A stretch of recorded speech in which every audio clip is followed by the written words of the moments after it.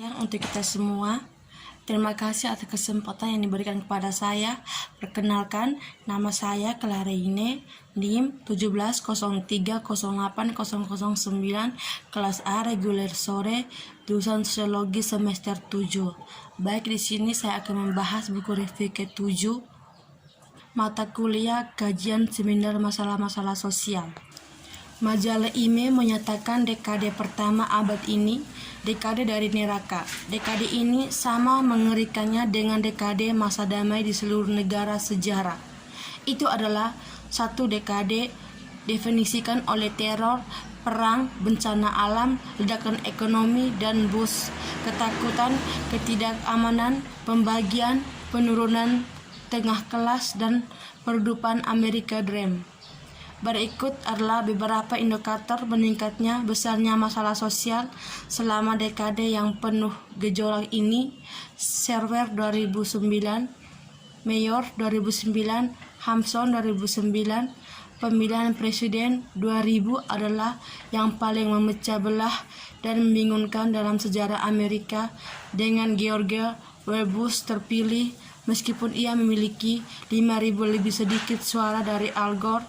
Pendekatan sosiologis masalah sosial.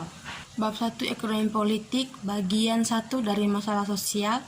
Pendekatan sosiologis terhadap masalah sosial. Teoritis Islam menerbangkan jet yang dibajak ke World Trade Center dan Pentagon menewaskan hampir 3.000 orang.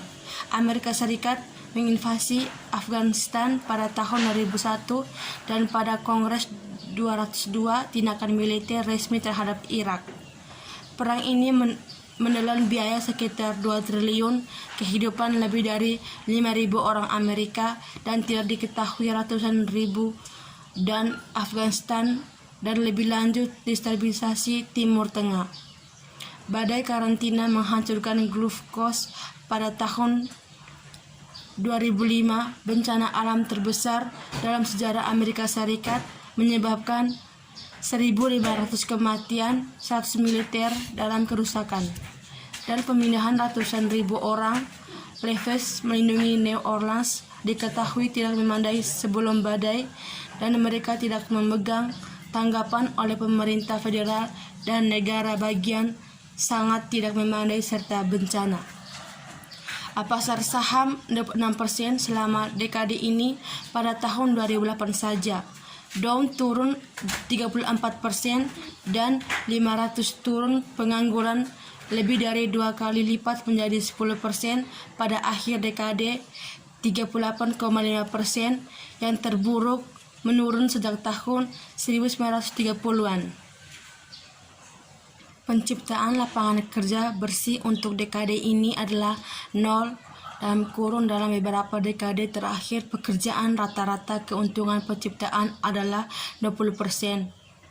Inggris Herbert 2010, pendapatan rumah tangga rata-rata turun dari 52,500 pada tahun 2000 menjadi 2008. Data terbaru yang tersedia pada tahun 2002, 11,3% orang Amerika hidup di bawah garis kemiskinan. Awal 2008 tingkat adalah 13,2%.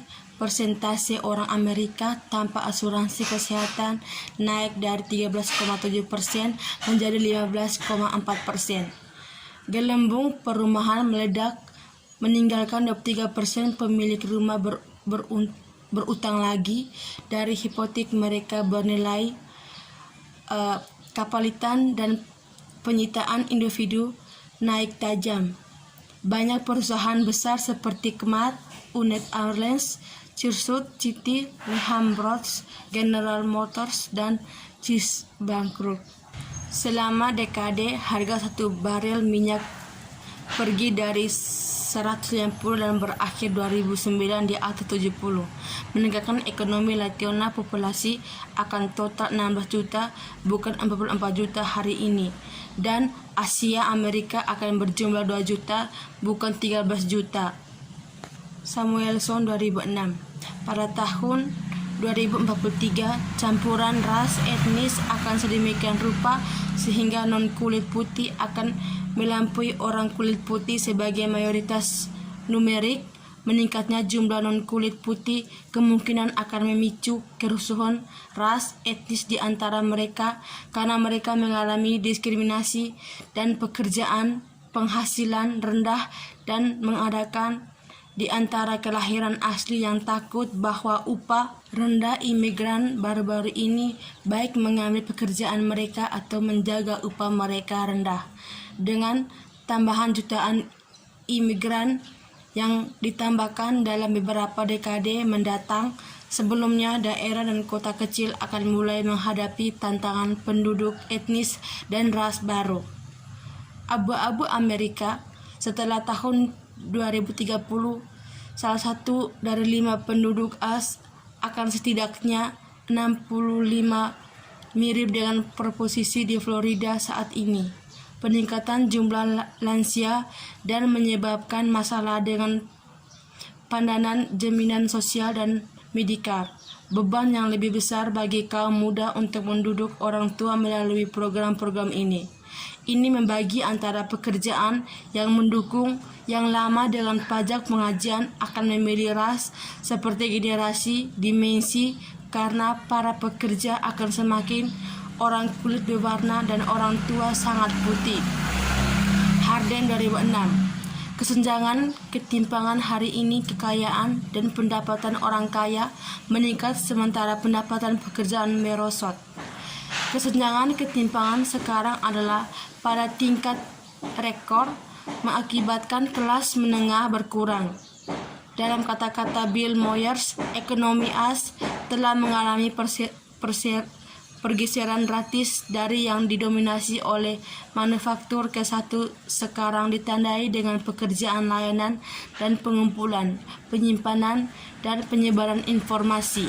Ini relatif pekerjaan yang dibayar dengan baik dalam produk manufaktur seperti mobil telah berkurang dan diganti dengan pekerjaan di industri jasa berpenghasilan rendah. Sebagian besar manufaktur sekarang dilakukan di luar negeri di mana perusahaan AS memproduksi produk yang sama tetapi dengan tenaga kerja yang lebih murah, lebih rendah pajak dan kontrol pemerintah yang lebih sedikit. Beberapa layanan seperti penelitian, akuntansi, dan call center juga telah ditransfer ke perusahaan luar negeri untuk meningkatkan keuntungan saat ini. Tren ini telah berdampak negatif pekerjaan AS dengan membuat pekerjaan mereka lebih tidak aman dan mengurangi atau menghilangkan manfaat mereka. Dalam beberapa dekade mendatang, karena 100 juta orang ditambahkan dan teknologi baru yang meningkat globalisasi dikembangkan, akankah kondisi kerja yang standar hidup pekerjaan AS menurun atau ditinggalkan? Penderitaan orang miskin, salah satu dari 8 orang Amerika miskin, sekitar 35,9 juta Amerika menerima perangko makanan pada tahun 2009, naik dari 29,1 juta tahun sebelumnya. Pemerintah, makanan darurat, dan orang-orang yang mencari tempat penampungan darurat meningkat. Sekitar 46,3 juta orang Amerika pada tahun 2008 tanpa kesehatan, termasuk 1 dari 5 pekerja dan 7,3 juta anak-anak. Pemerintah mempertimbangkan mereka yang memiliki pendapat di atau di bawah 50% dari tingkat kemiskinan menjadi sangat miskin. Pada tahun 2008, 17,1 juta orang Amerika berada dalam kategori ini. 2 faktor menyebabkan spekulasi bahwa kebutuhan orang miskin tidak akan dipenuhi dengan memuaskan di masa depan.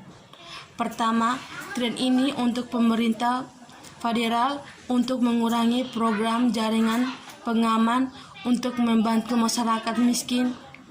Bagian 1, ekonomi politik, masalah sosial.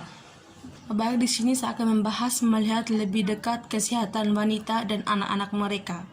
Perbandingan internasional beberapa hari sebelum Ibu Hari 2009, Bantuan Global dan Organisasi Pembangunan Save the Kilden menerbitkan Negara Ibu Dunia.